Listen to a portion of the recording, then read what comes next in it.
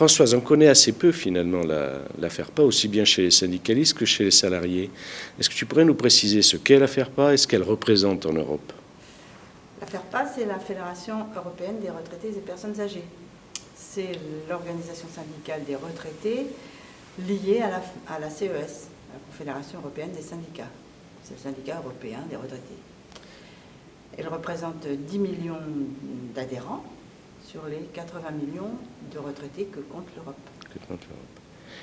Tu parlais de ses rapports avec elle fait partie de la Confédération européenne des syndicats. Quel type de rapports? Les rapports ne sont pas très faciles. Je pense qu'ils ne sont faciles dans aucune organisation. Mais à la CES, il y a un certain nombre d'organisations qui n'organisent pas les retraités. Et donc qui pensent que la CES doit rester une organisation de salariés. Ouais. Sans doute n'ont-ils pas pris conscience des 80 millions de retraités aujourd'hui en Europe.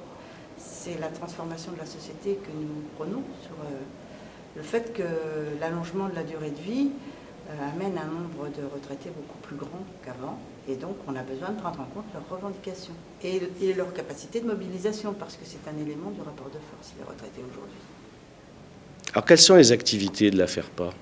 L'activité, c'est justement la recherche de revendications particulières aux retraités, qu'on essaie bien évidemment d'articuler avec celle des actifs. Par exemple, la question des retraites est totalement liée à celle des salaires. Donc nous avons tout intérêt à nous mobiliser avec les actifs sur leurs salaires pour avoir de meilleures retraites. Ça, c'est une grande part, le pouvoir d'achat des retraités, mais aussi la santé, puisqu'on sait que les retraités sont plus fragiles avec l'âge. Donc la santé est un gros point, surtout que dans toute l'Europe, la santé, l'accès à la santé est remis en cause dans tous les pays d'Europe. Et nous avons surtout beaucoup travaillé sur les questions de l'aide à l'autonomie des personnes âgées, mais pas seulement des personnes âgées. Nous pensons qu'il faut qu'il y ait une loi pour toutes les personnes qui ont un handicap, de la naissance à la mort, et qu'ils aient droit à des soins, ce qu'on appelle des soins de longue durée, que nous en France on appelle l'aide à l'autonomie.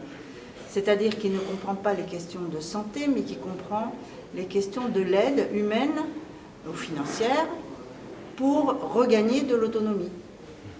C'est le sens de l'ICE, l'initiative citoyenne européenne? C'est le sens de notre grande initiative citoyenne européenne qui est issue du traité de Lisbonne, qui, avec 1 million de signatures dans différents pays européens, nous permet de présenter une loi au Parlement. Hélas, la Commission européenne nous a déboutés sur une première version de ce projet de loi, mais nous ne nous démobilisons pas. Toutes les organisations sont sur le pont pour gagner une nouvelle version que cette fois-ci la Commission pourra accepter. Alors tu es également présidente du comité des femmes, tu seras très probablement réélue. Quelle est l'activité de cette femme? Dans la FERPA, le comité des femmes travaille aux revendications spécifiques aux femmes, comme la FERPA travaille aux revendications spécifiques des retraités dans la CES. Les femmes sont les plus mal loties. Dans toute l'Europe, toutes les questions se recoupent, des pensions plus faibles, des temps partiels subis plus importants, moins de travail quand on est plus âgé. Toutes ces questions se recoupent dans toute l'Europe. Plus de pauvreté chez les femmes aussi. Tous les pays européens, y compris les plus évolués, ont un système de protection qui est défavorable aux femmes. Donc nous travaillons sur toutes ces questions de façon à pointer la situation réelle des femmes et avoir des revendications particulières.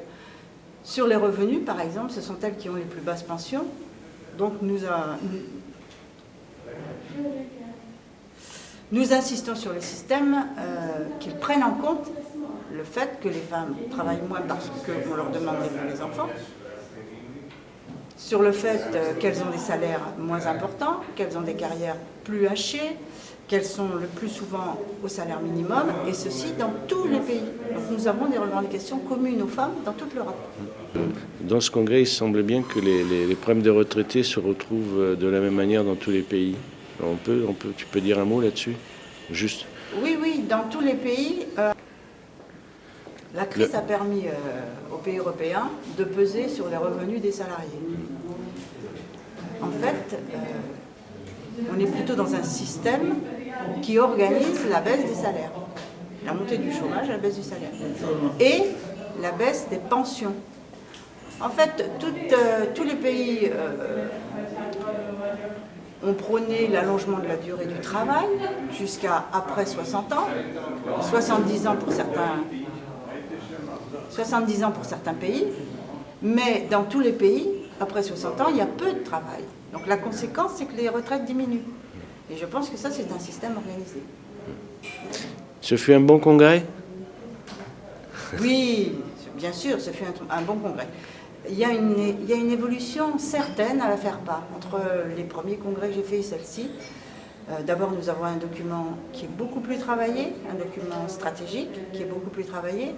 Et puis, un certain nombre d'interventions ont fait des propositions pour améliorer le fonctionnement de la FERPA. Nous avons encore beaucoup à faire pour qu'elle soit plus utile et plus efficace, mais nous y travaillons. Merci.